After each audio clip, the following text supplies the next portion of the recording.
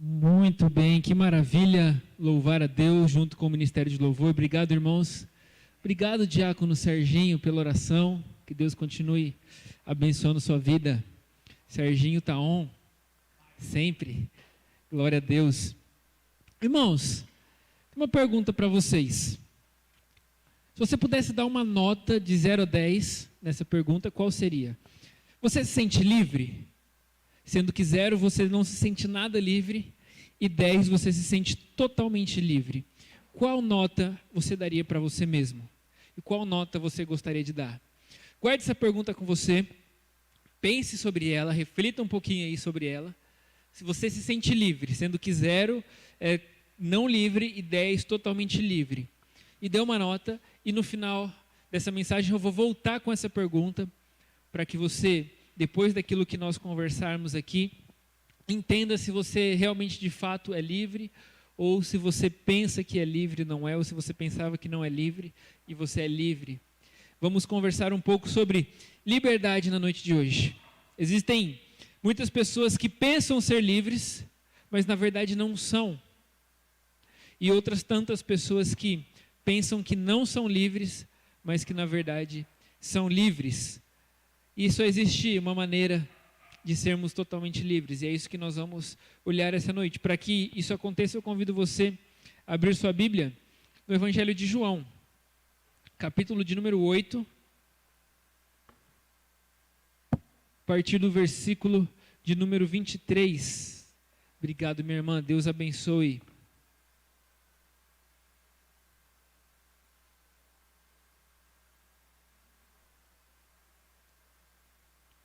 Evangelho de João, capítulo de número 8,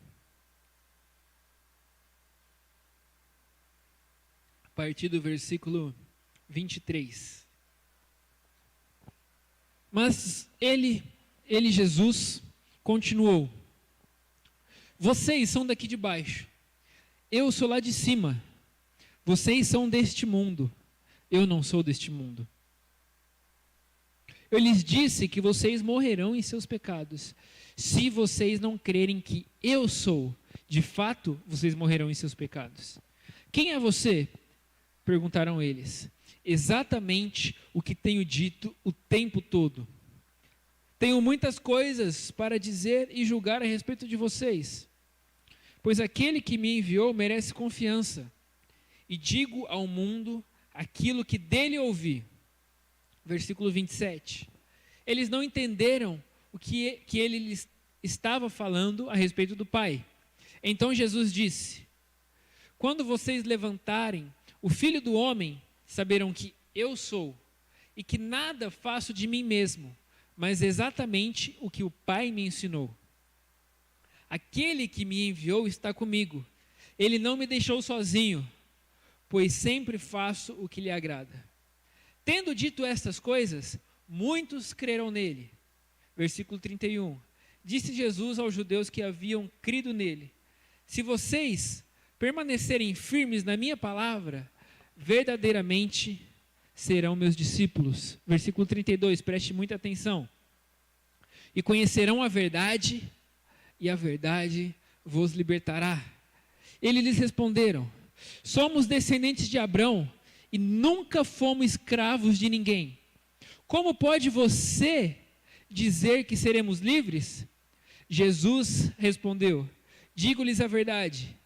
Todo aquele que vive pecando é escravo do pecado. O escravo não tem lugar permanente na família, mas o filho pertence a ela para sempre. Portanto, se o filho vos libertar, vocês de fato serão livres. Eu sei que vocês são descendentes de Abraão, contudo estão procurando matar-me, porque em vocês não há lugar para a minha palavra.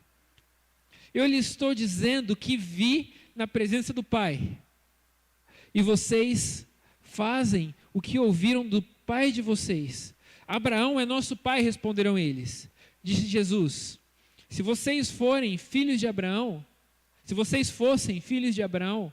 fariam as obras que Abraão fez, mas vocês estão procurando matar-me, sendo que eu lhes falei a verdade que ouvi de Deus.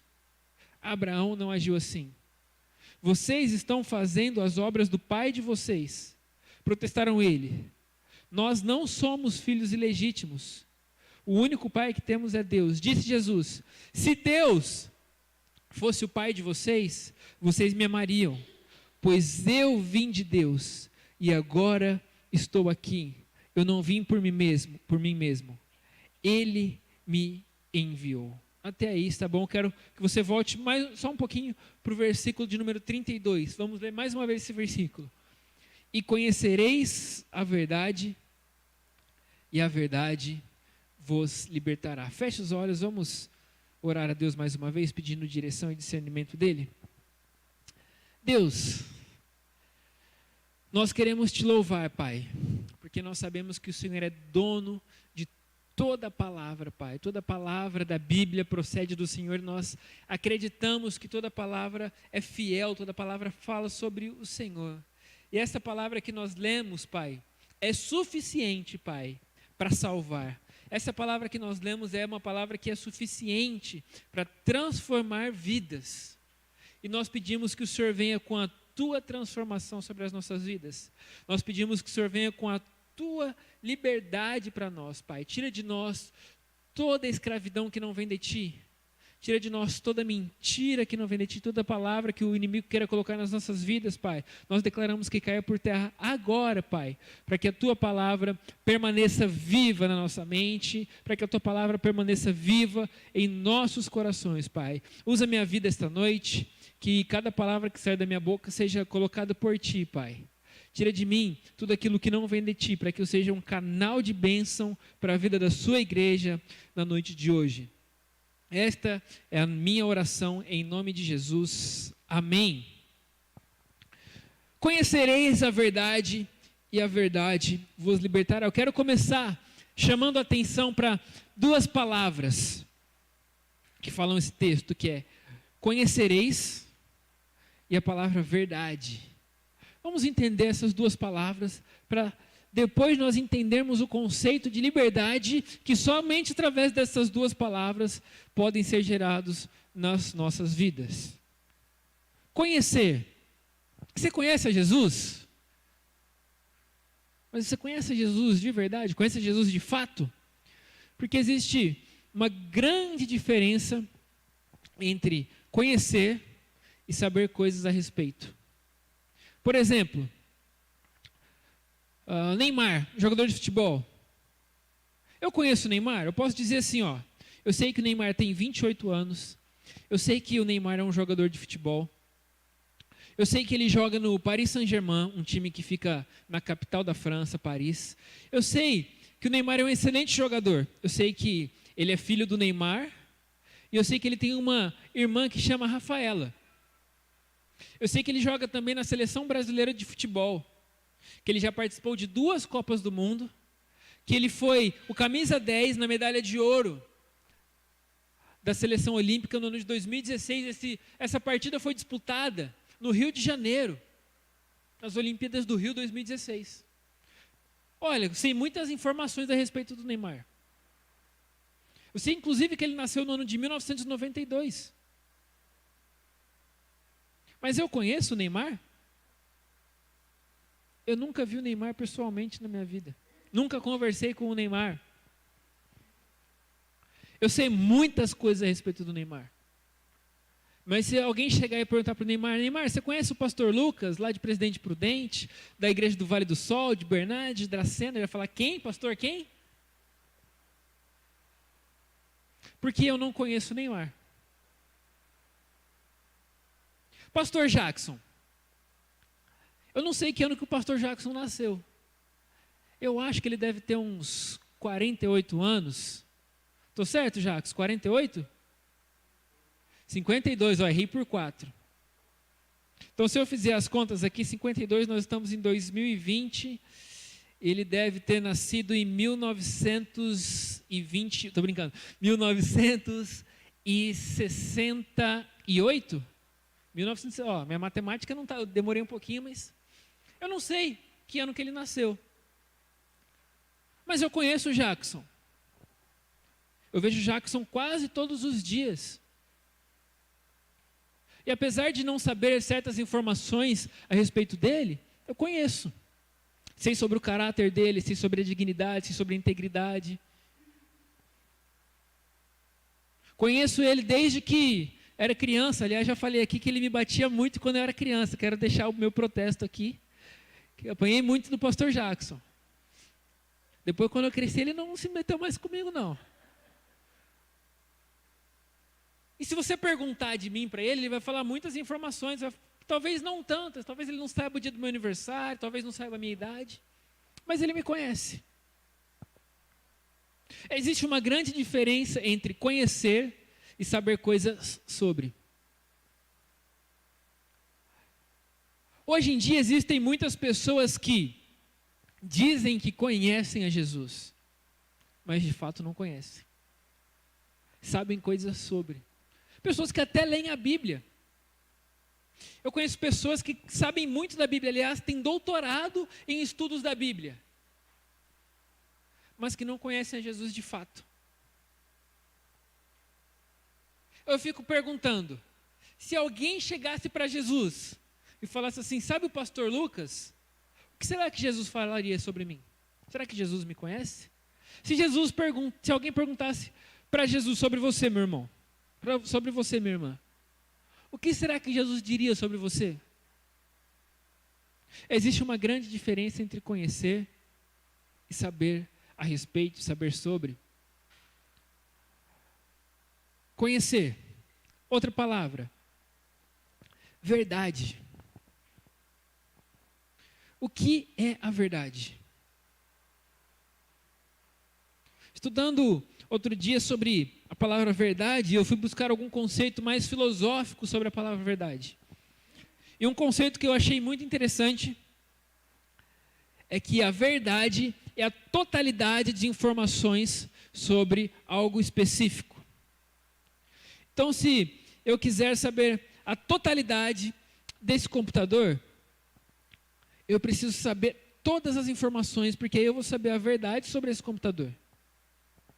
Eu preciso saber onde ele foi fabricado, qual a memória dele, quantos gigas ele tem, por que empresa que fez o transporte dele, quem montou esse computador, todas as informações. Porque aí sim, eu vou conhecer a verdade sobre esse computador. E por que que Jesus é a verdade? Porque Jesus é o único ser humano completo. É o único ser humano 100% a imagem e semelhança de Deus que nunca pecou, que é o Cordeiro Imaculado. E quando nós conhecemos a verdade, que é Jesus, isso sim pode nos trazer a liberdade. Conhecereis a verdade e a verdade vos libertará. Jesus está tendo aqui um embate nesse texto que nós lemos. E ele diz, conhecereis a mim. Quando vocês me conhecerem de verdade, vocês serão livres. Porque somente Jesus é o caminho que pode nos levar a Deus. Em outro trecho do livro de João, Jesus diz, eu sou o caminho, a verdade e a vida. Ninguém vem ao Pai a não ser por mim. E é interessante que, algumas vezes na Bíblia, quando Jesus vai dizer a palavra eu sou, como nesse versículo que eu acabei de citar de João, eu sou o caminho, a verdade e a vida. A expressão no original, ela não é tão bem traduzida para nós, porque é uma expressão que não existe tradução na língua portuguesa, seria um pleonasmo, uma redundância. Mas a tradução mais literal seria assim, eu sou, ou somente eu, sou o caminho, a verdade e a vida. Ninguém vem ao Pai a não ser por mim. Porque se Jesus está dizendo que Ele, somente Ele. Se você olhar o texto que nós lemos no versículo 28, então Jesus disse, quando vocês levantarem o Filho do Homem, saberão que eu sou. É a mesma expressão que ele usa quando ele diz, eu sou o caminho, a verdade e a vida. Porque ele está dizendo eu, somente eu e mais ninguém. Somente Jesus é a verdade. Não existe outra verdade para nós a não ser Jesus. Você pode falar, mas pastor, você está sendo muito exclusivista. Existem diversas e diversas religiões. Você está dizendo que só em Cristo existe a verdade? Sim, exatamente isso que eu estou dizendo. Só em Cristo existe a verdade completa. Salmo 119, versículo 160 diz assim: a verdade é a essência da sua palavra, e todas as tuas justas ordenanças são eternas. Todas as ordenanças de Jesus são eternas, e a verdade é a essência da palavra de Deus. Ou seja, toda a palavra de Deus, desde Gênesis capítulo 1 até Apocalipse 22, é a verdade. Porque desde Gênesis 1, versículo 1, quando Deus diz, quando a palavra diz, no princípio criou Deus os céus e a terra, e até a última palavra de Apocalipse 22, que diz amém, trata-se sobre Jesus Cristo. Toda a Bíblia é cristocêntrica, toda ela aponta para a pessoa de Jesus. Por isso que a Bíblia é totalmente verdadeira. Por isso que a Bíblia não tem erro nenhum, não tem engano nenhum. Por isso que a palavra de Deus é perfeita. Porque a verdade é a essência da palavra de Deus. A Bíblia ela é autoexplicativa, ela não se contradiz em momento algum. Porque ela é a verdade. E nós só podemos ser livres quando nós conhecemos essa verdade. E para conhecer essa verdade, nós precisamos nos relacionar com a verdade. Como você vai conhecer alguém sem se relacionar? Você pode saber tudo sobre a vida da pessoa, mas se não houver relacionamento, você não conhece aquela pessoa de fato. E isso é na nossa vida com Jesus. Nós só conheceremos a Jesus quando nós nos relacionarmos com Ele. E para nós nos relacionarmos com Ele, nós temos que nos entregar a Ele. Você é de fato livre? Eu costumo dizer que cada vez mais nós nos tornamos escravos das coisas. Ah, mas pastor, eu não sou escravo de nada. Espero que não. Mas você consegue ficar uma semana sem usar um celular? Uma semana sem usar a internet? Ah, mas a internet é uma bênção de Deus. Eu concordo, claro que é. Não estou falando mal da internet. O pecado não está na internet, o pecado está em nós que usamos a internet de maneira errada. O pecado está em nós que usamos a tecnologia de maneira errada. Deus dá sabedoria ao homem para produzir as coisas. Mas cabe a nós entregarmos nas mãos de Deus para aprender qual é a melhor maneira de usarmos essas coisas que Deus nos dá. Tem pessoas que são anti tudo, né? Fala, não, Deus vai resolver. E aí Deus está mandando a solução para a pessoa não, Deus vai resolver. É como aquela história que está acontecendo uma enchente, e a pessoa está presa na enchente, ela começa a orar para Deus, Deus, me livra, Pai, dessa enchente, traz a tua salvação sobre mim. E de repente passa um barquinho muito pequeno ali, com uma pessoa dentro e fala, vem, vamos comigo, eu vou tirar você daqui. Ela, não, eu vou ficar aqui porque Deus vai me tirar daqui.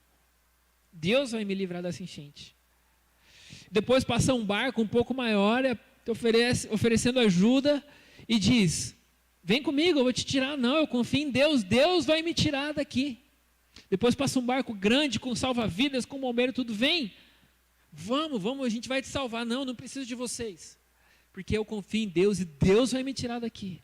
E aquela pessoa vai, morre, chega no céu e fala assim, Deus, eu orei tanto para o Senhor me livrar, por que o Senhor me livrou? E Deus fala assim, eu mandei o livramento para você, mas você não quis. Deus dá sabedoria para os cientistas produzirem remédios. E aí tem gente falando, não, eu não vou tomar essa vacina que vem da China, eu não vou tomar a vacina que vem da Rússia.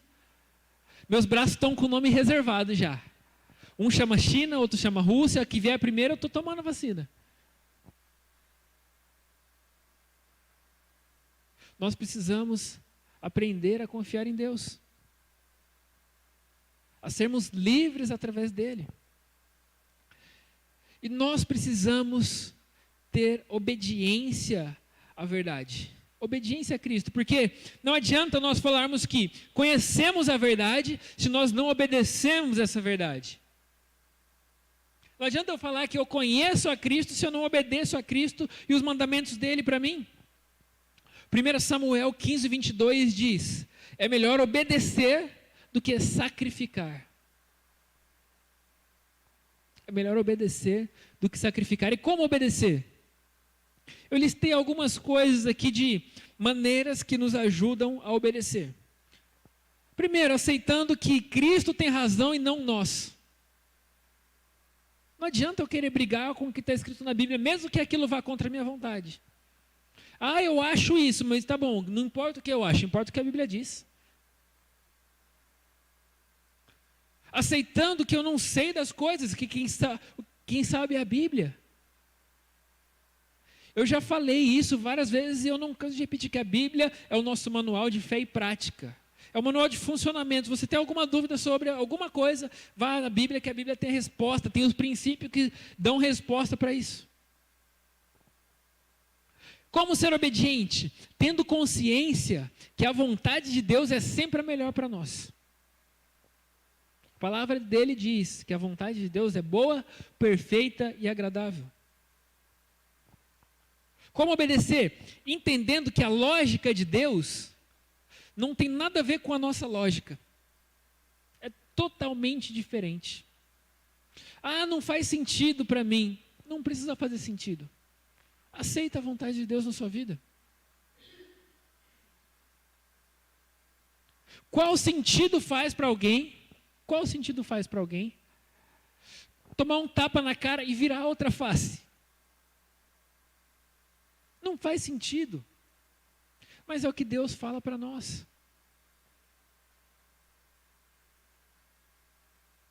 Qual sentido faz para alguém, se alguém chegar e querer roubar, querer levar uma roupa sua? Ah, eu quero levar essa camisa. E você fala assim, toma aqui também minha calça. Não faz sentido para nós. Mas é o amor de Deus demonstrado através das ações e das atitudes. Existem vários desafios para nós obedecermos. Mas a obediência a Cristo, a obediência à verdade, é sempre o melhor caminho. Nós precisamos entender que Deus está acima de todas as coisas. Então, quem ama Deus, obedece. João capítulo 14, versículo 15 diz: se vocês me amam, obedecerão a todos os meus mandamentos. Preste muita atenção na palavra todos. Jesus não está falando assim, se vocês me amam, obedeçam a alguns dos meus mandamentos. Todos os meus mandamentos. Não adianta dizer que Jesus é o Senhor da minha vida, não adianta você dizer que Jesus é o Senhor da sua vida, se não existe obediência. A palavra de Deus nos diz, por que vocês me chamam de Senhor, Senhor, e não obedecem o que eu falo? Livro de Tiago, capítulo 1, versículo 22 diz, sejam praticantes da palavra, e não apenas ouvintes, enganando-se a si mesmo. Como que eu aplico isso na minha vida? Não adianta nada eu vir aqui, toda quarta, todo domingo, pregar, falar de Deus, ou você ir sentado, ouvir a palavra, e não colocar nada disso em prática. Nós estamos nos enganando quando nós fazemos isso. Nos enganando. Porque a palavra de Deus é para ser praticada na nossa vida. 1 Pedro 1,14, como filhos obedientes, não se deixem levar pelos maus desejos de quando viviam na ignorância. Nós não vivemos mais na ignorância, porque nós conhecemos a verdade. E quando nós tomamos conhecimento da verdade, isso traz uma grande responsabilidade para nós. Nós precisamos buscar primeiro lugar, a Deus e a vontade dEle. Obedecer a Deus e depois aos homens. Ah, mas meu chefe está mandando eu fazer alguma coisa que vai contra os meus princípios, que vai contra a Bíblia. Quem que você obedece primeiro, seu chefe ou a Deus? Ah, mas é o meu chefe que paga meu salário, mas é Deus que te dá a vida. Atos 5:29 diz, é preciso obedecer antes a Deus do que os homens. 1 João 5:3, porque nisso consiste o amor de Deus, obedecer os seus mandamentos, e os seus mandamentos não são pesados. Preste atenção, obedecer os mandamentos de Deus não é um fardo. Não pode ser um fardo. Se obedecer os mandamentos de Deus, se cumprir a lei do Senhor, se viver no amor de Cristo para você tem sido um fardo, tem alguma coisa errada. Você não entendeu a graça, não entendeu a misericórdia, não entendeu nada sobre o Evangelho. Porque viver os princípios de Cristo é uma alegria. Nós precisamos entender que somente a obediência à verdade nos dá uma identidade, que é a identidade de sermos livres. Quando nós ganhamos uma identidade de liberdade, a identidade ela nos dá senso de pertencimento, ela diz quem nós somos. Quando você pega lá seu documento, sua habilitação, seu RG, sua certidão de nascimento, diz lá quem é seu pai, diz lá quem é sua mãe, diz lá informações sobre você, porque quer dizer que você pertence a uma família. Quando Cristo nos dá uma nova identidade, que é a identidade de liberdade, nós passamos a fazer parte da família de Deus. Nós temos um pertencimento. E a nossa identidade precisa estar em Cristo. Porque quando a nossa identidade está em Cristo, Ele cuida de nós. Aconteça o que acontecer. Salmos 27:10 diz, ainda que pai e mãe o abandonem, Deus jamais te deixará. Ainda que pai e mãe abandone, Deus jamais te deixará. E eu te pergunto mais uma vez, você é livre? Você se considera livre?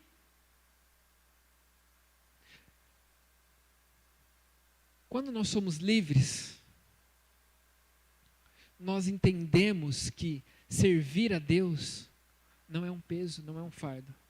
Quando nós somos livres, nós entendemos que o Pai não coloca um peso sobre as nossas vidas, mas sim Ele nos abre o caminho da liberdade. Esse caminho da liberdade é, você quer fazer isso com a sua vida? Você sabe que você vai se dar mal. Deus está falando, olha, se você for por esse caminho, você vai se dar mal. Eu não vou deixar Ele te amar se você for, mas você vai se dar mal. Tem uma frase que eu gosto muito, que é o seguinte: Deus nos aceita, Jesus nos aceita como nós somos. Ele me aceita como eu sou. Mas Jesus me ama demais, Jesus te ama demais, para nos deixar permanecer da maneira como nós estamos. Por isso Ele quer nos fazer livres, nos libertar da vida de pecado, nos libertar da escravidão do pecado, para que nós possamos desfrutar da vida em Cristo. Quando nós entendermos de fato o que é liberdade, nós vamos entender que a melhor liberdade é se tornar escravo de Cristo. Parece contraditório. O apóstolo Paulo algumas vezes diz: eu, Paulo, apóstolo, escravo de Cristo, eu, Paulo, que me fiz escravo de Cristo. Porque Paulo entendeu que ser escravo de Cristo o torna verdadeiramente livre. Quer ser livre? Entregue sua vida para Jesus. Viva na verdade, para que assim você possa desfrutar dessa liberdade. O apóstolo Paulo entendeu tão bem isso, que ele disse, lá em Gálatas 2:20, agora, já não sou eu que vivo, mas Cristo vive em mim. E a vida que agora vivo, vivo pela fé no Filho de Deus, Jesus Cristo, Senhor, que me amou e se entregou por mim. O mesmo apóstolo Paulo diz, esse mesmo que diz que é escravo, ele diz assim: para mim, viver é Cristo. E se eu morrer, eu estou no lucro. Porque Paulo entendeu a liberdade em Cristo. Que nós possamos entender que a liberdade está em conhecer e se relacionar com essa verdade. Porque aí nós vamos poder dizer: eu conheci a verdade, e eu conheço a verdade, eu me relaciono com a verdade, e essa verdade me tornou totalmente livre, porque eu sou escravo de Jesus, e ser escravo de Jesus me tornou livre. Feche seus olhos, baixe sua cabeça, vamos orar mais uma vez. Senhor Jesus, obrigado porque o Senhor nos dá a possibilidade, Pai, de sermos livres. Obrigado porque o Senhor nos chama para viver em liberdade. E nós como igreja, Pai, nós como indivíduos e como coletivo, nós queremos desfrutar dessa liberdade que o Senhor nos dá. Ah, Senhor Jesus, nos ensina, Pai, nos mostra o caminho dessa liberdade a cada dia, nos ensina a melhor maneira de nos relacionarmos. Nos dá alegria na oração, nos dá alegria na leitura da palavra, nos dá alegria no relacionamento com o Senhor. Que nós possamos entender isso e viver isso de maneira constante, de maneira prática no nosso dia a dia.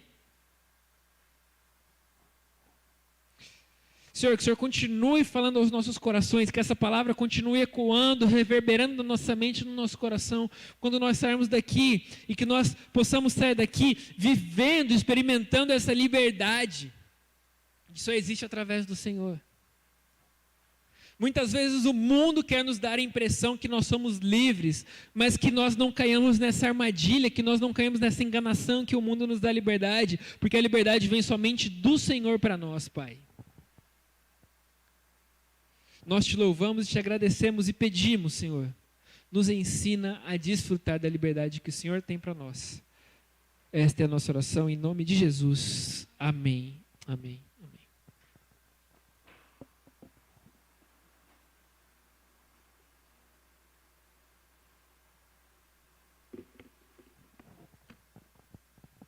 Boa noite, irmãos. Muito bom a gente ouvir a palavra de Deus, cantar e louvar ao Senhor e buscar no Senhor a nossa alegria, buscar no Senhor as respostas para o nosso coração. Que possamos fazer isso com alegria também, orando a Deus pelos pedidos dos irmãos que fizeram através do Facebook e também do YouTube.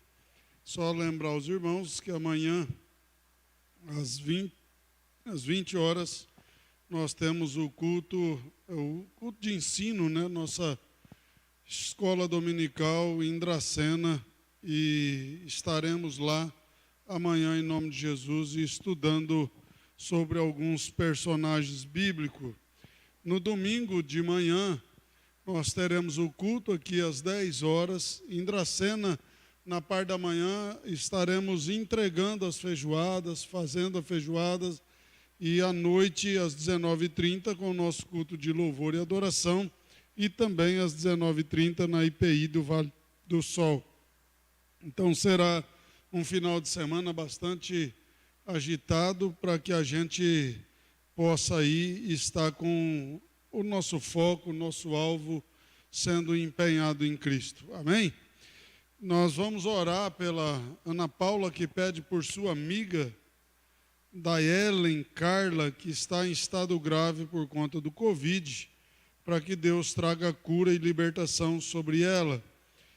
Nós também vamos orar pela vida da dona Irecê, pela vida da dona Yolanda, pela vida da Wanda, da Neuza, pela vida do Milton, do Nilton, a vida do seu João Greco, a vida do seu Rubens, a vida da dona Odila, a vida de todos os irmãos que precisam do milagre do Senhor sobre a sua vida na saúde, a vida da Rose, a vida da Beth, na vida de todos os irmãos que têm procurado milagres no Senhor, né? Orar pela vida de Manassés, que continua internado em Dourados e diante da medicina, né? Depois do acidente que ele sofreu, somente um milagre mesmo de Deus para que pudesse trazer alguma resposta ao seu corpo. Ontem, falando e vendo as postagens do grupo da igreja de Dracena,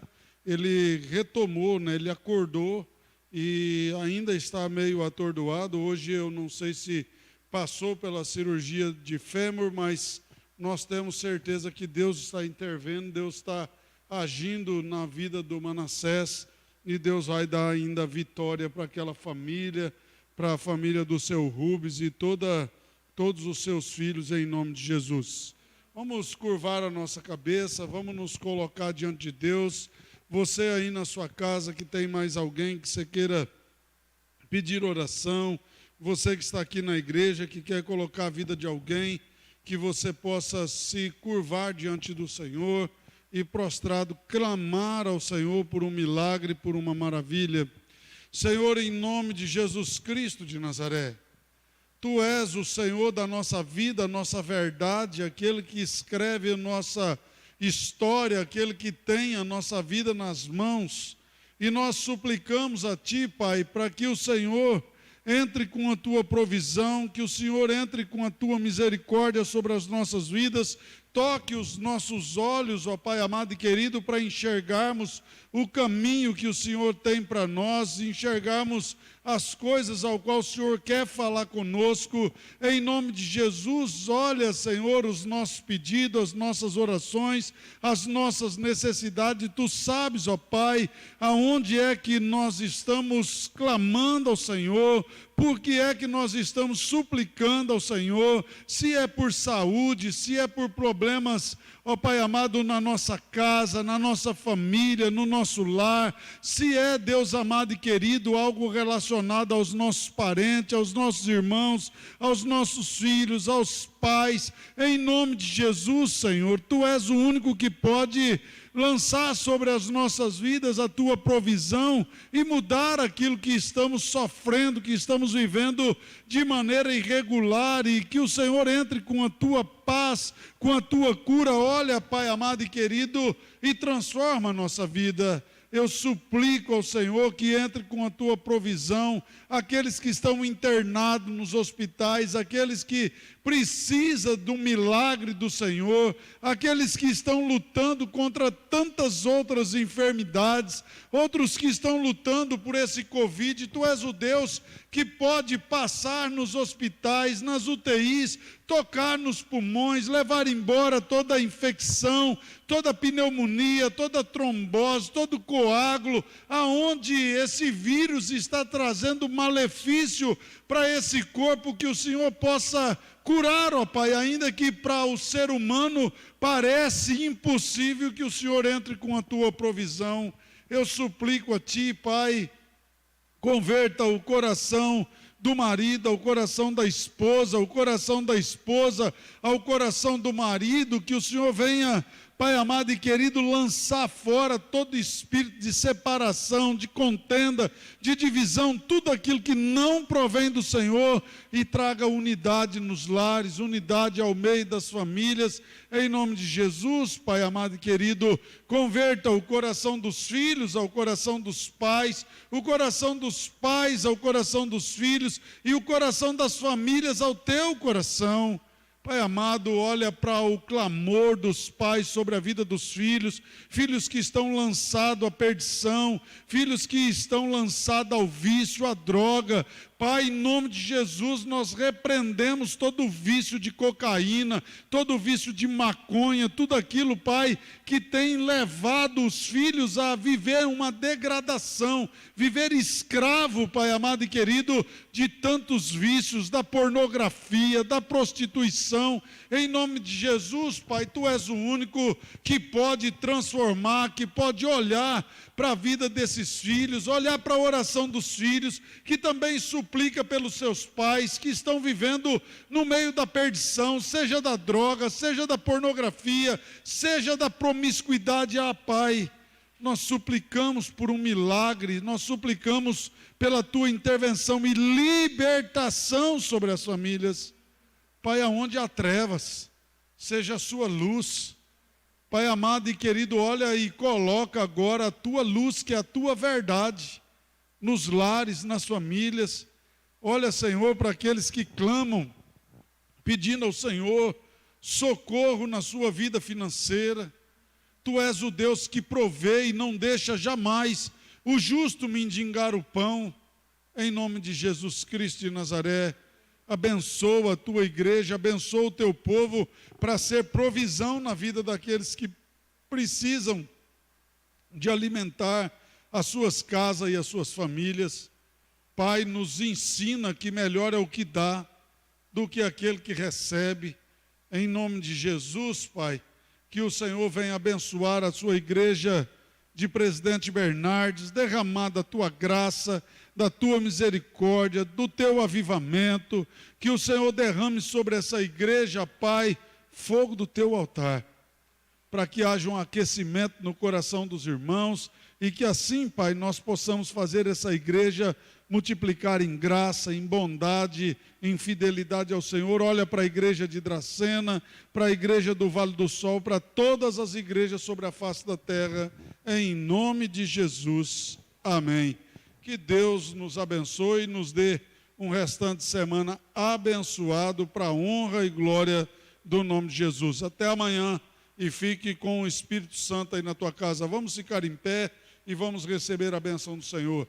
E que a graça e a paz do nosso Senhor, o amor de Deus, esteja sobre vós, povo de Deus, igreja de Cristo Jesus. Vão em paz e fique com Ele aí na sua casa, para que o nome do Senhor seja glorificado em nome de Jesus. Amém. Um abraço, até amanhã a todos, em nome de Jesus.